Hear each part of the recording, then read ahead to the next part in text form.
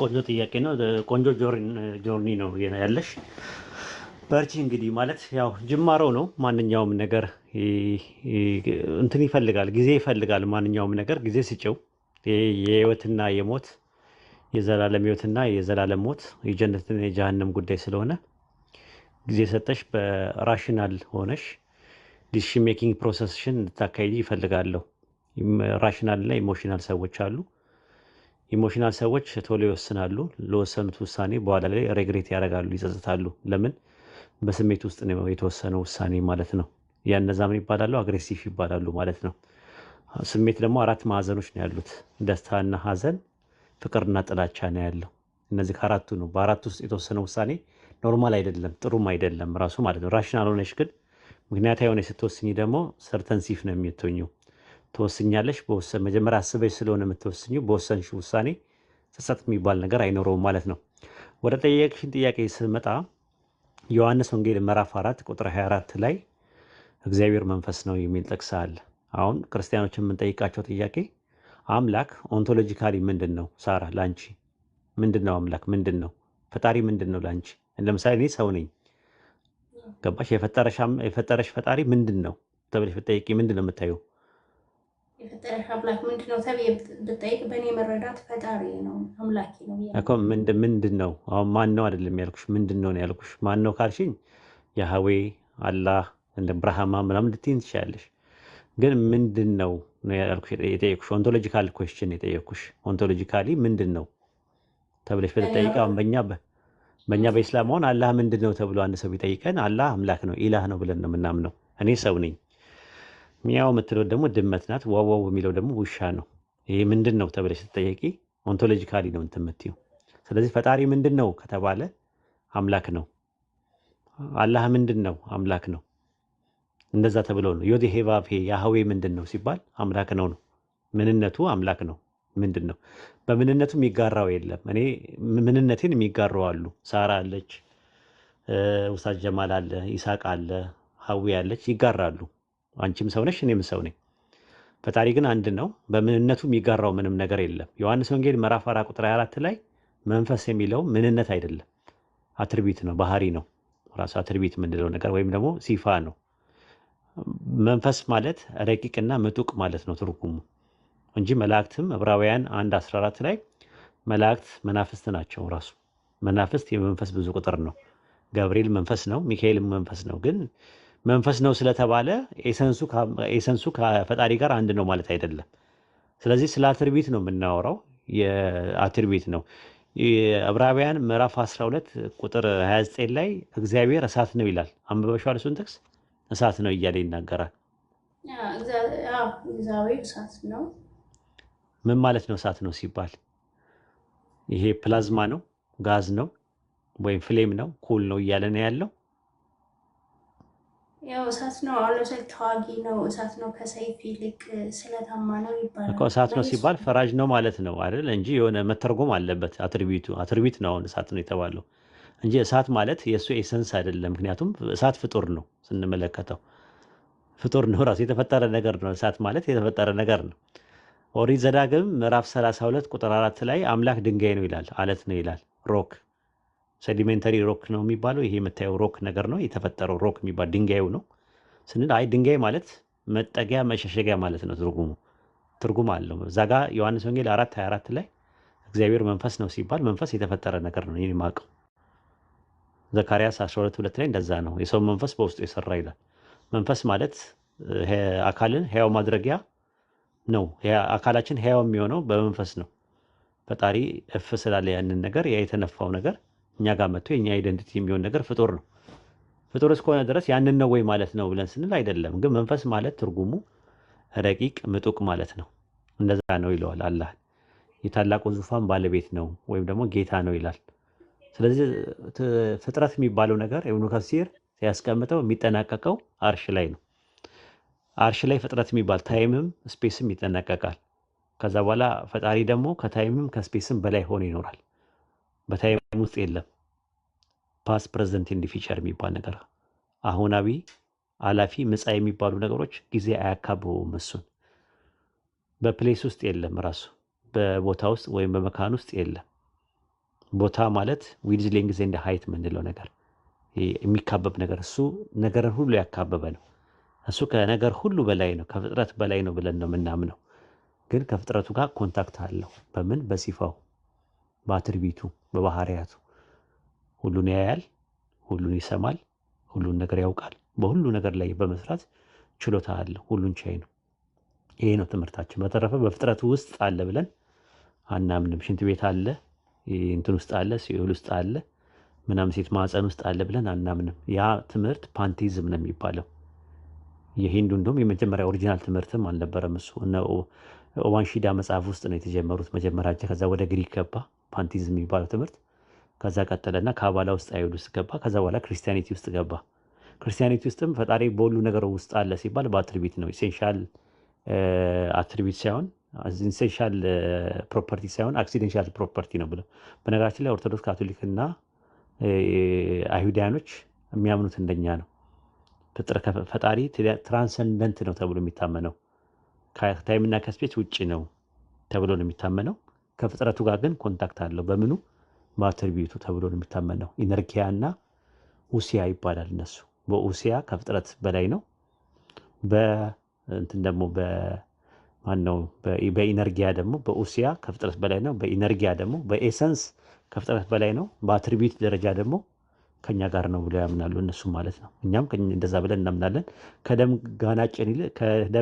ጋናችን ይልቅ ለእኛ አላህ ቅርብ ነው። በምኑ? በእውቀቱ፣ በመስማት፣ በማየት፣ በችሎታው፣ በአትሪቢዩቱ በአጠቃላይ ማለት ነው። ይሄ ነው ትምህርታችን። እዚህ ጋር በጥያቄ መልስ ላይ እክል ካጋጠመሽ ዳጎስ ያለ መልስ ሰጥሻለሁ ኢንሻአላህ። ኦኬ ሰው በእናንተ አስተምሮ ወይ ደግሞ በቅዱስ ቁርአን አስተምሮ ፈጣሪ ከሁሉ በላይ ነው፣ ከነገሮች በላይ ነው። ግን ከኛ ጋር ኮኔክት አለው። እሱ በባህሪ ነው እንጂ በመንፈስ ቅዱስ እኛ ውስጥ በልባችን ውስጥ ልክ ፕሮቴስታንቶች እንደሚሉት አምላክ መንፈስ ነው፣ መገኛውን በልብ ነው አይደለም ነው። ልብም ያላ ንግስና መቀመጫ ነው ብለን ነው ምናምን። ያላ ንግስናው ያላ እንትን ነው ራሱ፣ ያላ ሳይን ነው ራሱ ልባችን። የኢማን መቀመጫው ነው ብለን እናምናለን። ቀልብ የሚባለው የተከበረ ነገር ነው። የሰው ቀልቡ ከተስተካከለ አካልም ይስተካከላል ብለን እናምናለን። ቀልብ የኢማን መቀመጫ ነው። አዎ። የልባችን ንጉስ አላህ ነው። አዎ እናምናለን። ንግስናው ምልክትና መገለጫ ነው ቀልባችን። ነገር ግን አላህ በልባችን ውስጥ በኤሰንስ ደረጃ አለ ብለን አናምንም። በኤሰንስ ደረጃ ያለው ከፍጥረት በላይ ነው። እሱ ከፍጥረት ውጭ ነው ያለው፣ ከፍጥረት በላይ ነው ያለው። እሱ ከፍጥረታቱ ጋር ኮንታክት አለው ራሱ። ልብ ደግሞ ስፔሻል ቦታ ነው ለሱ። ስፔሻል ቦታ የኢማን መቀመጫ ነው፣ የአኽላስ መቀመጫ ነው፣ የሂሳብ መቀመጫ ነው፣ የተወኩል መቀመጫ ነው። ኢባደቱል ቀውልያ የሚባሉት በአጠቃላይ እዛ ናቸው ያሉት። ኢማን፣ ኢልም ምናምን የመሳሰሉ ነገሮች ያሉበት ነገር ነው። እና ልብ ደግሞ ትልቅ ነገር ነው። ልብ ደግሞ ከተሰተረ አካል ራሱ ይሰተራል ማለት ነው። አካል እኮ ኖርማሊ ኮንትሮል የምናደርገው ከውስጥ ያለው ነገር ነው። ወደፊት ኢንሻአላህ ጊዜ ሲኖረን ቀልብ የሚባለውን ነገር፣ ፈዋድ የሚባለውን እንደገና ደግሞ ይሄ ምንድነው ዳሚር የሚባል ህሊና ምንድነው፣ አቀል ምንድነው፣ አይምሮ ምንድነው የሚለውን ነገር በስፋት አስተምርሻለሁ ኢንሻአላህ፣ አሳውቅሻለሁ። በኢስላም ያለውን ምልከታ፣ ሳይኮሎጂካል ኔቸራችንን፣ ኖማቶሎጂካል ኔቸራችንን፣ አጠቃላይ ፊዚዮሎጂካል ኔቸራችንን፣ ሰው የአንትሮፖሎጂ የሚባል ትምህርት አለ። እሱም በሰፊው አሳይሻለሁ። ግን አሁን ለጥያቄሽ እንዲሁ ለራም ማስታገሻ እንዲሆንሽ የተወሰነ እየሰጠሁሽ ነው ያለሁት ማለት ነው። ይሄን ይመስላል ስለ ቀልብ የጠየቅሽኝ። ኦኬ አመሰግናለሁ። ግልጽ ነው። ግን እዚች ጋር ትንሽዬ አንዳንድ ቃላቶች ከቁርአን ትርጉማቸውን ስለማላውቀው አላህ ከኛ ጋር በመንፈስ አይኖርም። ግን ኢማም ልብ የኢማም መቀመጫ ነው። ኢማምና ያልካቸው እምነት ኢማን ማለት እምነት ማለት ነው።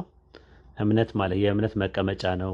ተወኩል ማለት ደግሞ በአላህ ላይ መመኪያ የምታደርገው ነገር። መሀባ ማለት ደግሞ ፍቅር፣ ያላ ፍቅር መቀመጫው ነው። ሌሎችም ነገሮች አትሪቢቶች አሉ። እነዚያን ነገሮች ምንላቸው ነገሮች አሉ።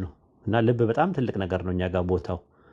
የሰው ልጅ በኢጃብ ከመሰተሩ በፊት መጀመሪያ መሰተር ያለበት ቀልብ ነው።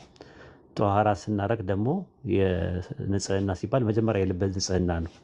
ቀልብያ ነው መጀመሪያ የሚቀድመው በእኛ። ቀልብያ፣ ከዛ ቀውልያ፣ ከዛ አመልያ።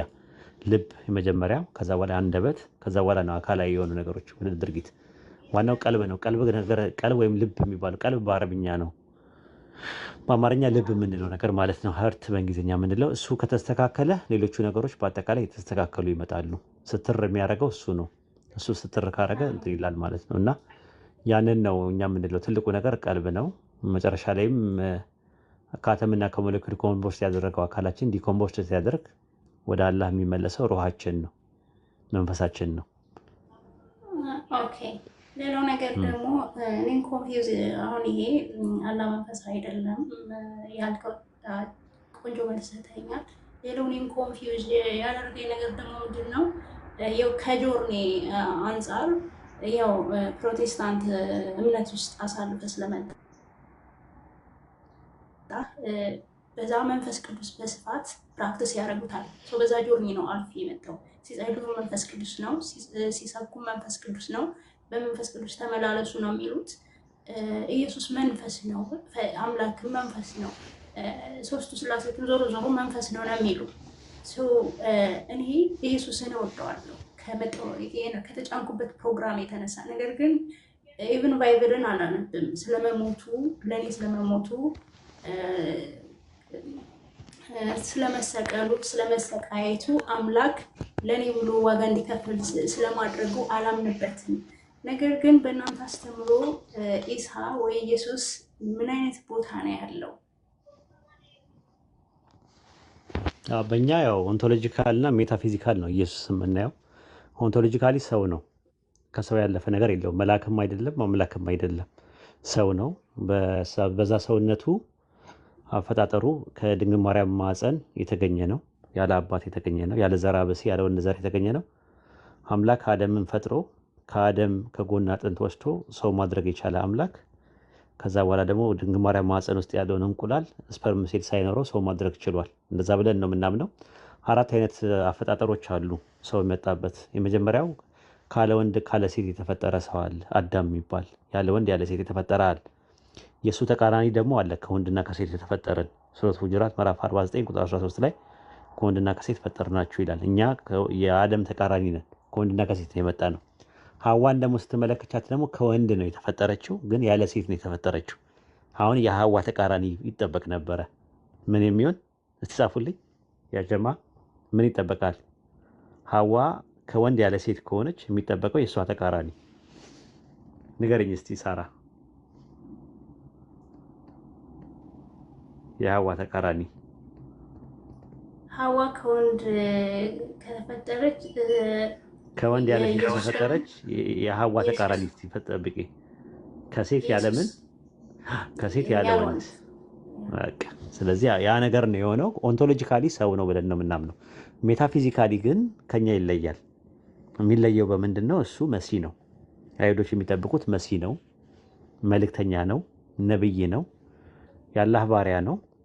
በዚህ የተነሳ ከዚህ ረገድ አንጻር ሰዎች ሜታፊዚካሊ ይለያል ማለት ነው። ነብይ ነው፣ አላህ ይወደዋል፣ ያከብረዋል። ስለዚህ መሲ ነው። እንደገና ደግሞ እሱ አርጓል፣ ወደፊት ደግሞ ይመጣል ብለን እናምናለን። ይሄ ነው ያለው የኛ ኦንቶሎጂካልም ሜታፊዚካልም በአጭሩ ከብዙ በጥቂቱ በአንድ አረፍተ ነገር ይህን ይመስላል። እዚህ ላይ ያልገባሽ ነገር ካለ ስለ መሲሁ አንዳንድ ነገሮች መጠየቅ ትችላለች ማለት ነው። ደረጃው ይሄ ነው። ኦኬ፣ የአፈጣጠሩን ደረጃ በዚህ መልክ ተነገርከኝ። ሌላው ግራ የተጋባውበት ነገር ምንድን ነው? በቅዱስ ቁርአንም እንደዚህ ቦታ ተሰጠው። ከሴት መወለዱን ቅዱስ ቁርአን ታስተማረ። በምድር ላይ እንደቆየ ከነቢያቶች አንዱ እንደሆነ እንዳረገም እንደሚመጣም በቅዱስ ቁርአን አስተምሯል አይደል? ይመጣል በቁርአንና በሐዲስ ይመጣል። ኢንሻአላህ አላህ ያምጣው። ይመጣል ወደፊት። ያ እንደዚህ ተብሎ ከታመነ እኔ ደግሞ ይሄንን ምንድነው ይሄን ያክል ቦታ በቅዱስ ቁርአን ላይ ኢየሱስ ቦታ ካለው አረገ ከሆነ ስጋ ለባሽ አያረግም ነው የኔ ጥያቄ። መንፈስ ቢሆን ነው ፕሮቴስታንቶች የሚሉት ኢየሱስ መንፈስ ነው። መንፈስ የሆነ ነገር ነው የሚያርገው፣ ስጋ ለባሽ እንዴት ሊያርግ ይችላል ነው እኔ ደግሞ። ስለዚህ ያርጋል ከሆነ መልሱ ኢየሱስ መንፈስ ነው ብዬ ነው። ይሄ ነው የተወዛገበብኝ እኔ። አዎ፣ ግን አንድ ነገር ለማድረግ መንፈስ መሆን አለበት የሚለውን ሸርጥ ወይም መስፈርት ከየት ነው ያገኘሽው? ከባይብልና ከቁርአን ይኖር ይሆን ወይስ በሳይንስም? ለምሳሌ ማስሬሱ አንድ ነገር ዜሮ ሲሆን እኮ ወደ ላይ መነሳት ይችላል። ፕሌንም ማየት ትችያለሽ። የኤሮዳይናሚክ ሎዎችን ማየት ትችያለሽ በኤግል ላይ። በፕሌን አሰራርም ማየት ትችያለሽ። ጀቶችን ማየት ትችያለሽ። ፊዚካል ናቸው ግን ወደ ላይ መውጣት ይችላሉ። ስለዚህ አንድ ነገር ማስሬሱ ዜሮ ከሆነ ወደ ላይ መሄድ ይችላል የሚለው ሳይንቲፊካሊም ነው። አንድ ቢብሊካልም ስትመለከች ሁለተኛ ነገሥት ምዕራፍ 2 ቁጥር 11 ላይ ኤልያስ ወደ ሰማይ አረገ ይላል አይልም? አይ ብዙ መጽሐፍ ኢንተረስት የለኝም ይላል። ሁለተኛ ነገሥት ምዕራፍ 2 ቁጥር 11 ላይ ማለት ነው። በእኛም ደግሞ ኢድሪስ የሚባል ነቢይ አለ ያረገ። ሱረቱ መርየም ምዕራፍ 19 ቁጥር 56 እና 57 ላይ በመጽሐፍ ውስጥ ኢድሪስን አውሳ ይላል። ኢድሪስ ማለት አስተማሪ ማለት ነው በአረብኛ ኢድሪስ የሚባለው ማለት ነው። በሐዲስ ምንድን ነው